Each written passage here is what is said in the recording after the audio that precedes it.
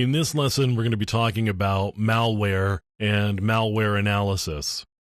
Now, from time to time, you may run across situations where your system or your network has been compromised by a virus or a worm or a Trojan or a botnet client or some piece of malware.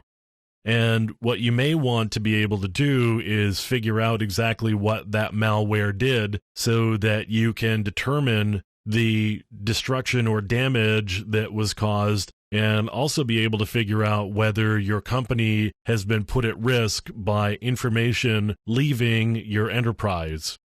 So there could be damage to individual users by credit card data being stolen or taken, or there could be damage to the company in terms of intellectual property that has been removed in some fashion.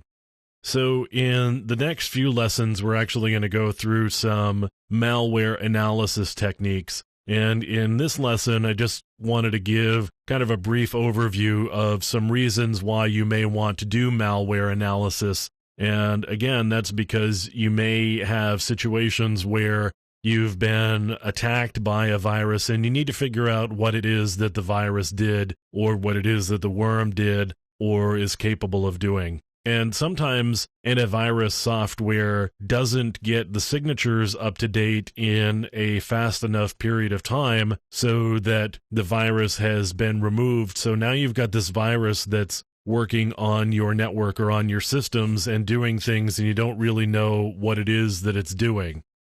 There's a couple of websites I want to show you here, and partly it demonstrates the value of doing this malware analysis. People are concerned enough about malware and what it does, and we're overrun with so much malware that there's a couple of places that have put up ways of actually doing the analysis for you. So there's VirusTotal, for example. This is a community-driven website, and what you can do is you can upload a file and have VirusTotal do the analysis. And it will come back and tell you whether the software or the file that you have uploaded is actually a piece of malware and what that piece of malware is. And it should give you some understanding of what that piece of software actually has done or is capable of doing to give you a better handle.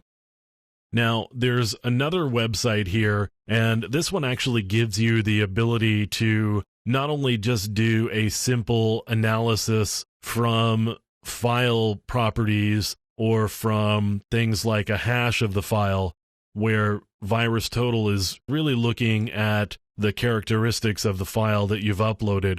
What Cuckoo here does is it will actually run the software for you and capture what's going on. So you can actually do this in a really safe fashion, and it handles this through the use of virtual machines. So you've got a virtual machine, and Cuckoo actually goes and automates the process of running that malware so you can actually see what's going on. So what it really is a virtual sandbox for looking at malware in.